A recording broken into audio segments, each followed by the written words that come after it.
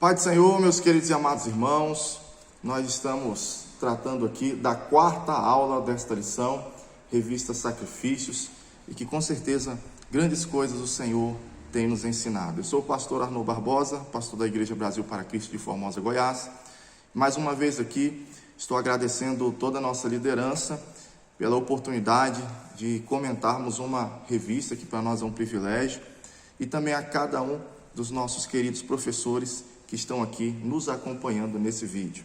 Vamos lá, o nosso tema hoje está na página 22, a partir da página 22 e 23, começando por Israel. Veja aqui que nós temos a imagem do tabernáculo, os sacrifícios sendo realizados, os ofertantes. Então, observe muito bem aqui esta imagem, porque nós vamos explorar muito essa imagem no decorrer da nossa lição. Irmãos, essa lição está muito rica em detalhes, nas questões de imagem, está bem ilustrativa, né? E é uma lição curta, embora pareça ser longa por conta da quantidade de folhas, mas na realidade ela tem muitas imagens importantes que vai nos ensinar bastante acerca desse tema sobre os sacrifícios.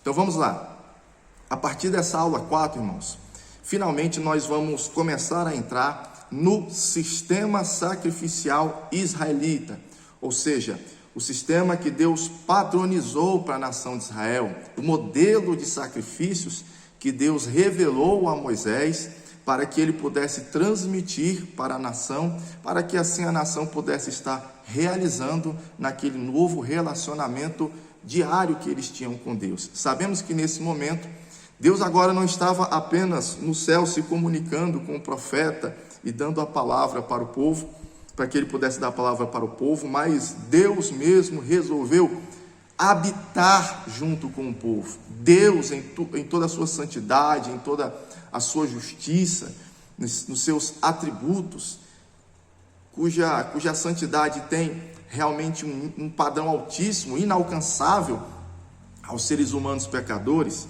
para que fosse possível essa habitação entre um Deus tão santo, diante de homens tão pecadores, foi aí que ele, então, regulamentou esse sistema sacrificial, para que o povo pudesse estar a todo momento se purificando, se consagrando, sendo perdoado das suas faltas, para que houvesse ali uma condição mínima, para que Deus continuasse ali no meio de Israel. Lembrando que quando a gente fala aqui, irmãos, deste tabernáculo aqui, a presença de Deus descia numa nuvem gloriosa, no meio deste tabernáculo, e ali o Senhor se manifestava de forma até visível diante dos israelitas. Então, por isso era necessário que houvesse sacrifícios a todo momento ali no meio daquela nação eleita. E qual é o nosso objetivo aqui nesta lição? Irmãos, nós iremos nesta lição tratar do sistema sacrificial israelita de uma forma completa. Aí, nas outras lições, nós vamos pegar cada um dos sacrifícios e vamos tratar o significado de cada um, a sua aplicação moral para o povo e o que ele apontava em relação às verdades eternas do plano redentor que se cumpriria em Jesus Cristo. Então vamos lá. Na nossa introdução, irmãos, nós colocamos aqui: e chamou o Senhor a Moisés da tenda da congregação, ele disse: fala aos filhos de Israel e diga-lhes: quando alguém de vós trouxer oferta de gado, trareis a vossa oferta de gado de rebanho ou de gado miúdo. Na nossa introdução, nós colocamos aqui que o sistema sacrificial israelita deveria ser realizado segundo o padrão divino que foi revelado pelo profeta Moisés. Vamos lá. Esta lição, irmãos, além de apresentar assim, de uma forma bem completa, de uma forma resumida, todo o sistema sacrificial israelita, nós temos dois propósitos aqui para ensinar para os nossos alunos. Primeiro propósito, irmão, por que Deus revelou um padrão para Moisés? E por que aquele padrão ele deveria ser seguido à risca? Vamos lá. Na própria introdução a gente fala, Deus havia determinado aqui o local, a ocasião, os tipos de oferta e os procedimentos a serem realizados, E tudo isso, irmãos, era necessário para quê? Para que o povo não viesse a misturar os elementos da adoração israelita com os elementos da cultura pagã. Então, o que ocorre? Tudo ali tinha que ser seguido segundo o que Deus havia determinado.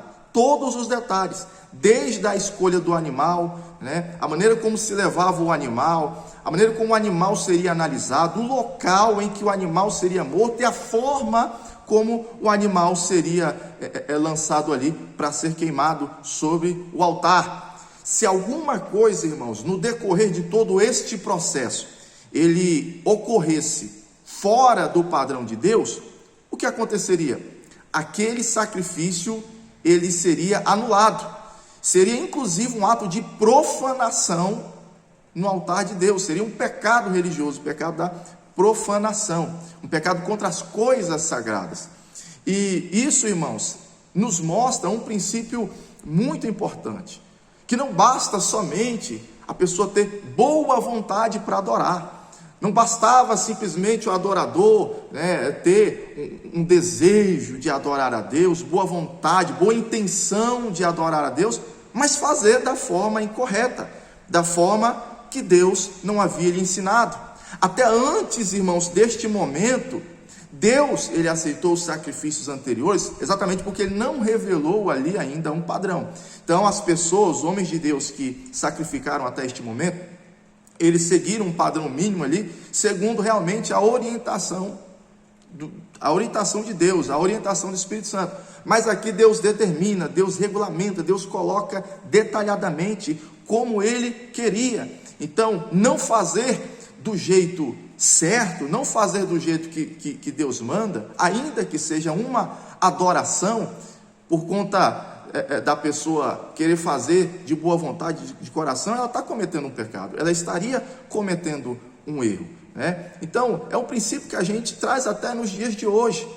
Já ouviu aquela frase, o que importa é o coração, é a pessoa fazer de boa vontade, mas faz errado, faz fora da vontade de Deus? Deus não aceita, Deus, ele não recebe.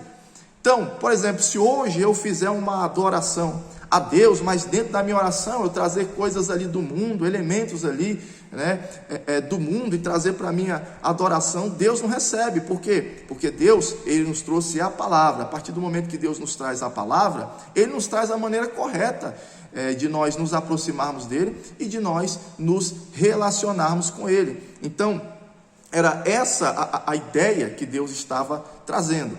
Não basta apenas a boa intenção, não basta apenas você ter boa vontade, mas tem que fazer de forma correta, tem que fazer de acordo com aquilo que o Deus Todo-Poderoso ensinou. Então, este princípio, irmãos, Deus não abre mão, tem que ser de boa vontade, mas tudo conforme o padrão que foi revelado por Ele.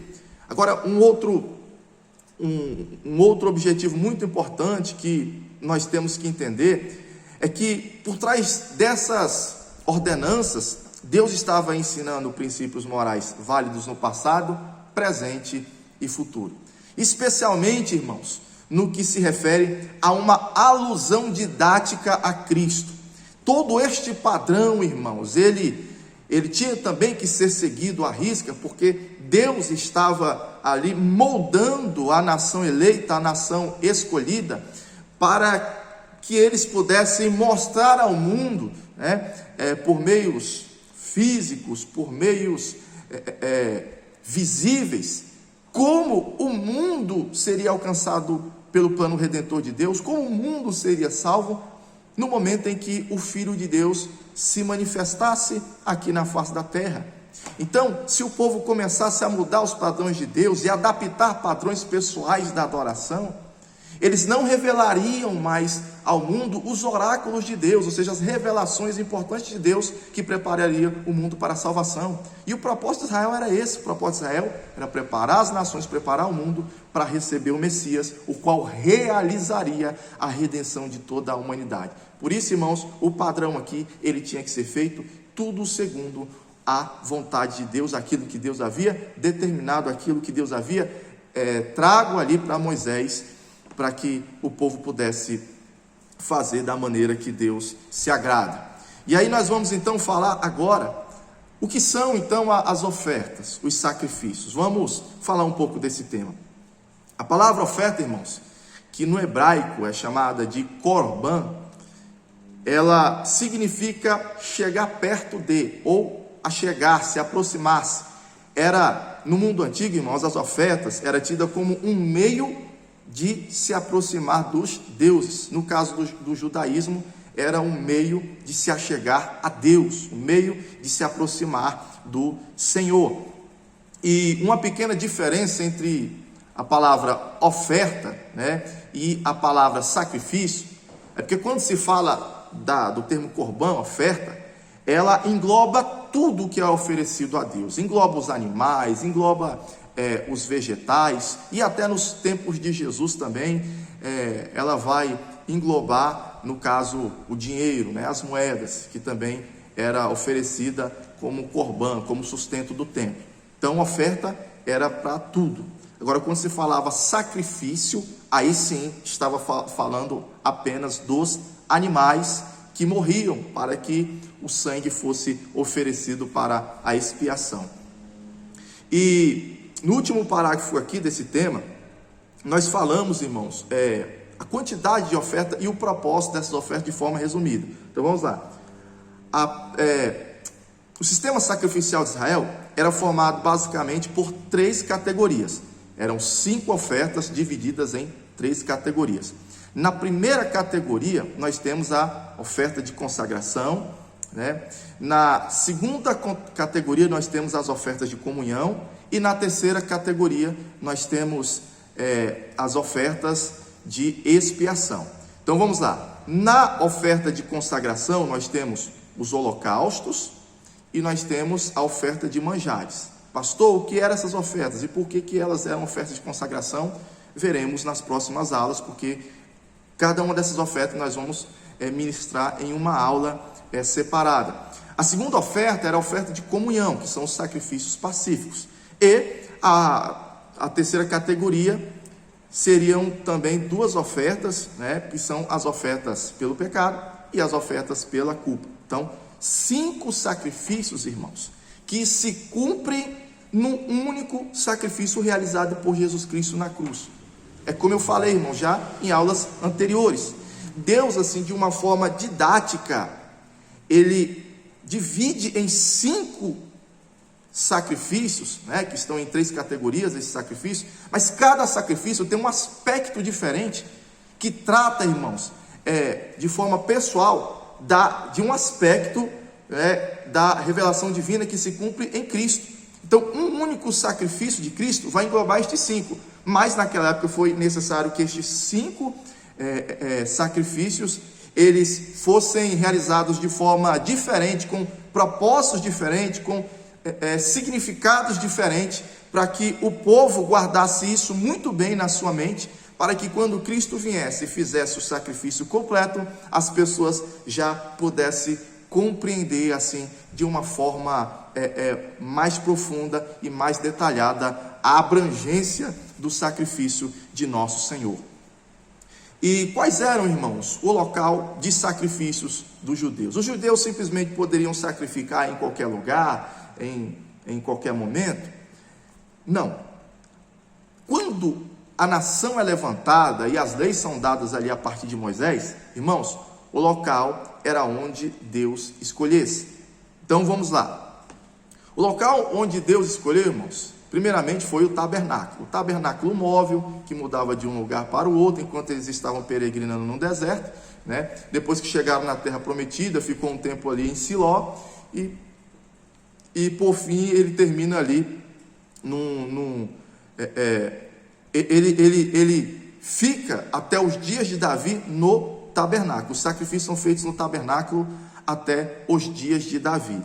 E depois, irmãos, de Salomão, o que ocorre de Salomão para frente, ele constrói um templo no Monte Moriá, e ali os sacrifícios são realizados apenas ali no templo, no Monte Moriá, conforme tudo sob a revelação de Deus. Então o povo não poderia sacrificar em qualquer lugar. Se o povo morasse longe, eles tinham que fazer toda aquela viagem, e eles tinham que ir ali e sacrificar exatamente ali, segundo os padrões de Deus, tudo certinho, sobre a supervisão das pessoas escolhidas para aquele serviço, que eram os sacerdotes da tribo de Levi. Então tudo era feito ali conforme o padrão de Deus. Isso também era uma maneira de assegurar, irmãos, que as pessoas pudessem fazer tudo ali de maneira correta, para que não cometessem um pecado de profanação. Por que hoje não existe sacrifícios? Porque depois da destruição do templo ali pelos romanos, não houve mais sacrifício. Porque nessa parte os judeus, eles são rigorosos. Deus falou que era um local que escolheu, então eles não poderiam fazer sacrifícios em outros lugares. Quando você vê vídeos aí de pessoas que dizem judeus, que estão já fazendo sacrifício em outros lugares, alguns até sacrificam galinhas, que nada tem a ver com o sistema sacrificial, irmão, esses não são judeus ortodoxos, não são judeus que cumprem ali a lei conforme Deus orientou. São pessoas que infelizmente dizem que são judeus, mas não estão debaixo realmente ali da palavra de Deus ali, não estão nem mesmo debaixo da lei, para ser sincero. Igual nós somos cristãos, não tem igrejas aí que dizem que pessoas do mesmo sexo podem se casar, não são pessoas que estão debaixo do mesmo evangelho que nós, né? Então, eles dizem que são pastores, são igrejas, então não estão no mesmo padrão. Então, o que a gente tem que olhar? A gente tem que olhar os judeus que realmente são ortodoxos, que seguem a palavra, né, conforme ela está ali escrita. Então, o local sempre foi esse, o local que Deus escolheu. E o local hoje é o Monte Moriá. Eles estão esperando a construção aí do terceiro templo para que eles voltem a construir os sacrifícios, né? Mas até lá, para eles, o sacrifício que Deus por enquanto está aceitando é o sacrifício do coração, o sacrifício de um espírito reto. E por que tinha que ser naquele local? Nós já falamos, né, para que Deus assegurasse que o povo fizesse de forma correta, e qualquer outro local seria abominável. No decorrer, irmãos, da história, por exemplo, muitos reis de Israel se desviaram e acabaram ali aderindo aos sacrifícios pagãos e permitindo o povo sacrificar nos outeiros, nos montes, debaixo das árvores frondosas. E quando esse costume pagão, ele pegou assim na nação, mesmo que vinham aqueles reis reformadores, servos de Deus que tentavam mudar as coisas, ainda havia muita gente que continuava no costume de sacrificar nos altos, nos montes. Por quê? Porque era mais cômodo para eles, era mais perto de casa, era mais fácil. Então eles pensavam, a gente tem a forma correta, vamos sacrificar aqui mesmo. E infelizmente muita gente aderiu a esse sistema religioso. Então nós temos aqui 2 Reis, capítulo 16, versículo 4 mesmo, falando sobre esse caso, né, de um rei ímpio, né, que era Acaz, que fez o que era mal aos olhos do Senhor e permitiu isso acontecer. E infelizmente o povo estava ali sacrificando exatamente na mesma forma que os gentios sacrificavam, e isso era um pecado de sacrilégio. Nós temos aqui também agora falando sobre a questão das ofertas. Quais eram as ofertas, né? Como essas ofertas deveriam ser apresentadas diante do Senhor. Vamos lá, irmão, é muito interessante essa parte aqui. Para ficar bem didático para os irmãos, nós colocamos aqui na página 26 da nossa revista, né, a classe de animais. Aí você pode voltar ali e ler o nosso texto áureo para os seus alunos, ver que o Senhor, ele está dizendo ali, né, para os judeus, chamou o Senhor a Moisés e disse: fala aos filhos de Israel, quando alguém de vós trouxer oferta ao Senhor, trareis oferta de gado, de rebanho e de gado miúdo.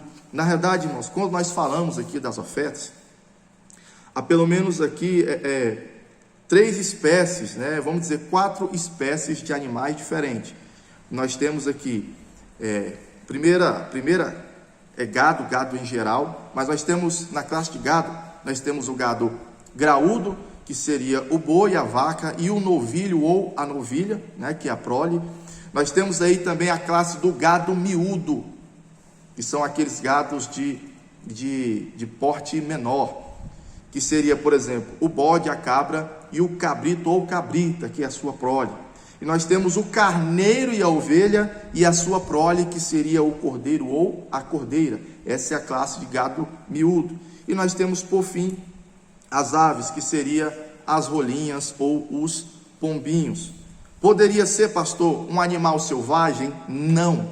Tinha que ser um animal manso, do rebanho, que tinha um alto custo para o adorador.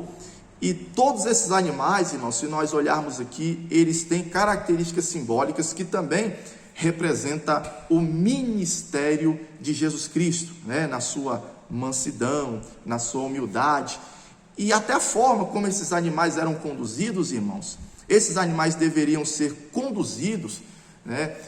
Inclusive as aves eram os animais mais mansos, né, que tinham. Esses animais deveriam ser conduzidos ali, e assim, deveriam ser animais mansos, inquietos, animais que não demonstrassem alguma inquietação. Se fosse um animal selvagem, ia ficar se debatendo, ia ser difícil para segurar, e isso não poderia representar o aspecto de Cristo no dia em que ele foi entregue nas mãos dos pecadores para ser morto. Cristo, ele se ofereceu como ovelha muda, né, ao matadouro. Não é isso que as profecias dizem? Por isso que tinha que ser animais mansos, animais nessas características, porque assim como aqueles animais mansos eram levados para o matadouro, Cristo também, ele se entregou voluntariamente, ele ficou esperneando para se soltar daquela morte, porque ele sabia que era necessário. Então tudo aqui, irmãos, tem uma representação simbólica que fala a respeito de Cristo. Nós devemos ver também que esses animais tinham que ser rigorosamente perfeitos. Era um exame, irmãos, um exame exterior, mas depois seria feito um exame interior, né? Se o animal ali apresentasse ali, antes de ser sacrificado, algum sintoma que ele estava meio doentinho e tudo, já estava descartado. Mas mesmo assim o animal parecesse robusto, e depois de ser sacrificado e por dentro encontrasse ali algum sinal de alguma doença, aquele animal ali, ele deveria ser descartado, o que dificilmente ocorreria, né, quando o animal realmente estava bem saudável. Então o animal era rigorosamente perfeito. Ai do judeu tentar apresentar ali, irmão, diante de Deus uma coisa imperfeita, né? Porque ali você está apresentando para o Criador dos céus e da terra, né? Então não poderia apresentar algo de qualquer jeito, tinha que ser realmente o melhor que havia ali entre os animais do rebanho. E tudo isso simboliza Cristo, né? Porque a mácula, irmãos, os defeitos, né, dos animais, ou até mesmo vegetais que fossem ali oferecidos, né, irmão, tudo aquilo seria um símbolo de pecado, e Cristo seria oferecido, irmãos, de maneira perfeita, sem pecado. Então ele tinha que ser representado por aquilo que havia de melhor em todo aquele sistema sacrificial, porque todo aquele sistema sacrificial, nós devemos sempre lembrar, eles ensinavam as pessoas a maneira certa de adorar a Deus, de se portar diante de Deus, de viver um relacionamento com Deus, mas sobretudo apontava para aspectos espirituais que se cumprem, irmãos, exatamente na morte vicária de Cristo na cruz. E quando as pessoas chegavam ali, irmãos, no tabernáculo, lembrando que o tabernáculo, como nós vimos aqui na primeira imagem, era o local onde a presença de Deus descia, irmãos. Era como se Deus estivesse habitando no meio do povo, e dentro daquela tenda ali, especialmente na segunda parte ali daquela tenda, onde ficava a Arca da Aliança, e a presença de Deus descia sobre o propiciatório, que era a tampa da Arca da Aliança, ali, irmão, era como se fosse o próprio trono de Deus. Então entrar no tabernáculo, imagina, como se você entrasse na sala do trono de Deus, bem ali na casa de Deus, era a sala do trono de Deus. Então, irmão, havia um temor extraordinário, realmente. Ai daquele que chegasse ali na condição de pecador, sem ter uma oferta de expiação para apresentar diante de Deus. Então, quando as pessoas chegavam, já havia aquele temor muito grande ali diante do Senhor, e ali eles realizavam ali o procedimento de imposição de mãos. Nós temos aqui o termo hebraico samak, que tem um sentido de encostar a mão com pressão, né? O que ocorre? Alguns historiadores dizem que os judeus colocavam as duas mãos e apertavam forte ali, irmãos, e oravam. É um momento de identificação com aquele animal. Eles se identificavam com aquele animal. Afinal, aquele animal seria um representante daquela pessoa. Ele estaria transferindo sobre aquele animal, irmãos, seus sentimentos, suas emoções naquela oração, entendeu? Então ali, irmãos, era um momento assim muito forte, um momento emocional assim, que as pessoas às vezes até choravam ali diante daquele momento, porque ali era alguém que ia morrer no lugar dele, por causa dos crimes, dos pecados que ele cometeu. Então, era assim que funcionava, né? E este ato também de colocar as mãos e transferir os seus pecados sobre aquele animal é chamado de imputação. Você imputa, aquele animal inocente agora ele é o culpado, agora ele vai morrer, por quê? Porque os seus crimes foram transferidos por ele naquele ato de impor as mãos. E imagine, irmãos, quando Cristo, ao receber o ato da imputação, ali no jardim do Getsemane, quando ele aceita o cálice, e ele ora, e ele chega, né, o médico Lucas, que é bem detalhista, ele diz que a pressão psicológica ali foi tão forte do pecado das pessoas sendo imputadas sobre Cristo, né, é que ele vai relatar que o Senhor chegou a um nível de estresse tão grande que ele suou gotas de sangue, né? Só um período de estresse muito grande, mas vai fazer com que a pessoa chegue a esse estado das veias capilares começarem a estourar e a pessoa começar a suar sangue. Então, tudo isso por quê? Porque foi o pecado de toda a humanidade sendo transferida ali exatamente sobre Jesus. Então, esse é o ato da imputação, irmãos, que era realizado no momento ali da imposição de mãos. E aí logo em seguida vem a imolação.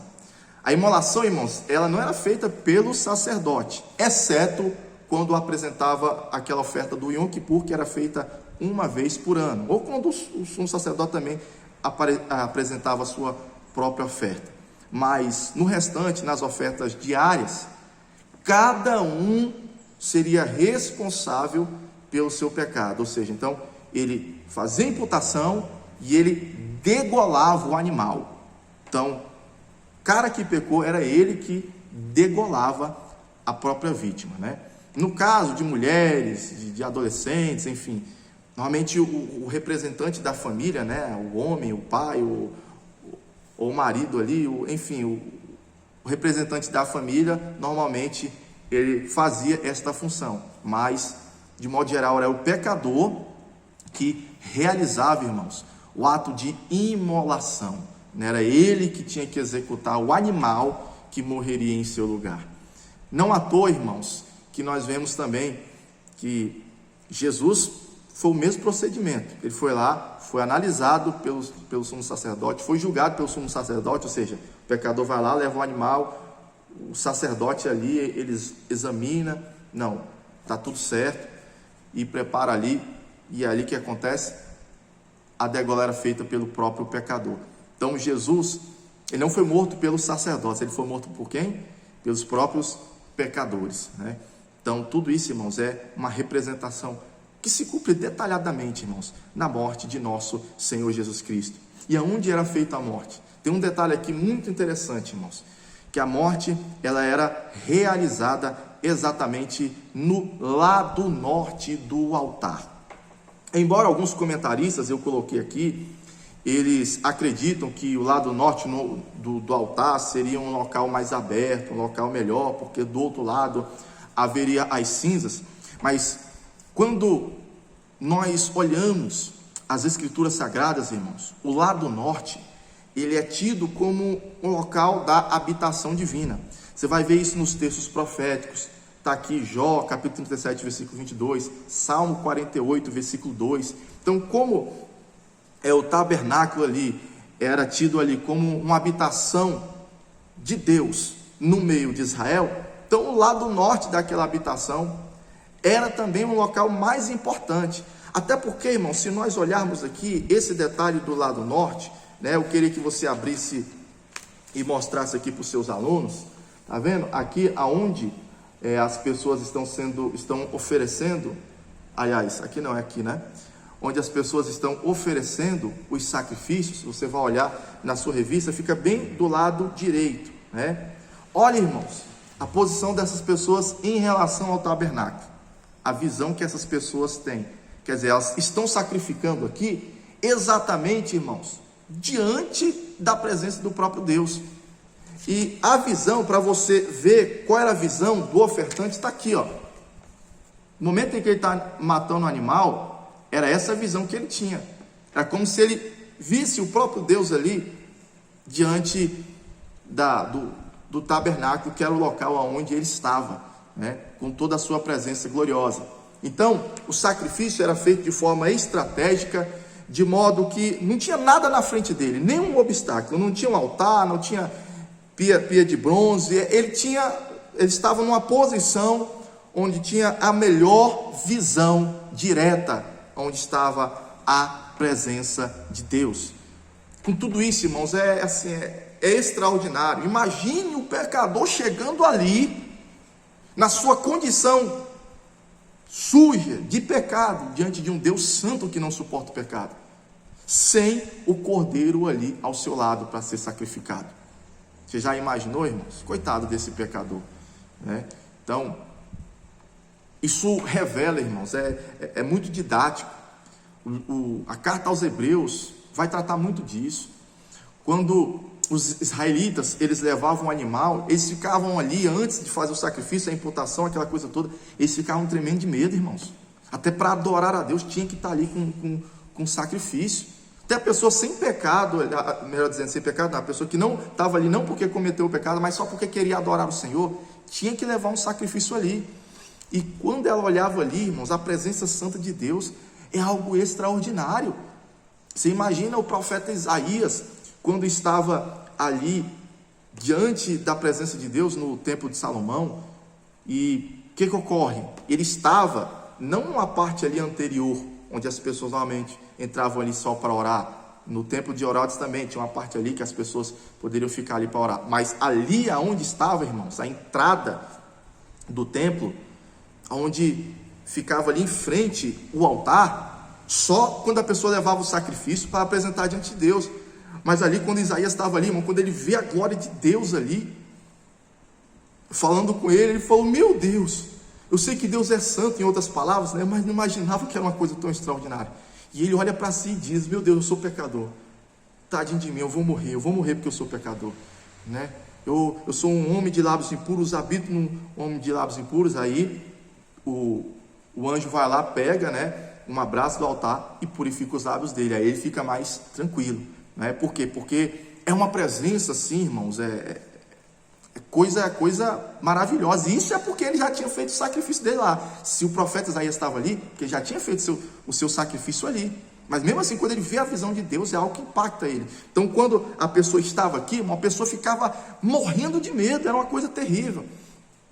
E isso mostra, irmãos, qual é a situação do pecador diante de Deus. O pecador diante de Deus, irmãos, sem Cristo, ele está simplesmente perdido, ele está simplesmente numa situação muito ruim. Mas quando a gente olha o escritor aos Hebreus, nos convidando para se aproximar agora, irmãos, junto ao trono da graça, porque naquela época era trono de juízo. Hoje, irmãos, é o trono da graça. Por quê? Porque ao nosso lado nós temos não um cordeirinho qualquer, um animalzinho qualquer, mas nós temos o Cordeiro de Deus que tira o pecado do mundo. E quando nós nos apresentamos, irmãos, diante de Deus, com o Cordeiro de Deus que tira o pecado do mundo, irmãos, nós vamos alcançar de Deus o amor, a graça, vamos alcançar o socorro quando precisamos. Por isso que Jesus diz que quando nós oramos ao Pai, temos que orar no nome dEle. Quando nós oramos a Deus no nome de Jesus, estamos nos apresentando diante de Deus com o Cordeiro ao nosso lado, mostrando a nossa fé nele, mostrando que estamos nos apresentando Ele diante dele através de Jesus. Então isso é algo que faz toda a diferença no nosso relacionamento com Deus. Agora imagine, irmãos, no dia do juízo final, as pessoas que estarão ali diante deste Deus santo, não mais com a presença do Cordeiro de Deus para lhe dar, vamos dizer ali, a cobertura, mas agora vai estar ali o juiz. Então, irmãos, vai ser realmente um momento terrível. Então, tudo isso, irmãos, era uma ilustração extraordinária que gerava um temor no coração dos hebreus daquela época, para que eles pudessem ter uma reverência muito grande diante de Deus, mas também aqui aponta para verdades espirituais eternas que se cumprem em nosso Senhor e Salvador Jesus Cristo. E por fim, meus amados, nós temos aqui a questão da importância do sangue, né? O sangue, irmãos, era uma representação da vida do animal. Então, quando se matava aquele animal e oferecia o sangue, era como se oferecesse a vida, né, daquela vítima em favor daquele transgressor. Porque à medida que o transgressor peca, é a alma dele que Deus vai requerer. Você pecou, eu vou requerer a sua vida, né? Por isso você tem que morrer. Mas quando o pecador apresentava ali a vítima, então Deus perdoava e permanecia e deixava aquele pecador ele viver. E vai ser assim conosco também, irmãos. Enquanto nós não aceitamos a Cristo, Deus vai requerer a nossa vida, né? No dia do juízo. E por isso, aqueles que chegarem diante de Deus sem Cristo, Deus vai requerer a vida. E se eles não tiverem com essa vida, o que ocorre? Eles vão para a morte eterna. Mas nós, mesmo depois que nós morrermos, nós chegarmos diante de Deus com Cristo, que é a nossa vida, aí sim, Ele vai nos deixar viver a eternidade. Então, meus amados, que Deus abençoe a cada um de vocês, que todos tenham uma ótima aula, e aproveite muito esta lição, aproveite muito também essas imagens, mostre essas imagens ilustrativas para os seus alunos, e que Deus possa abençoar cada um, hoje e para sempre, em nome de Jesus.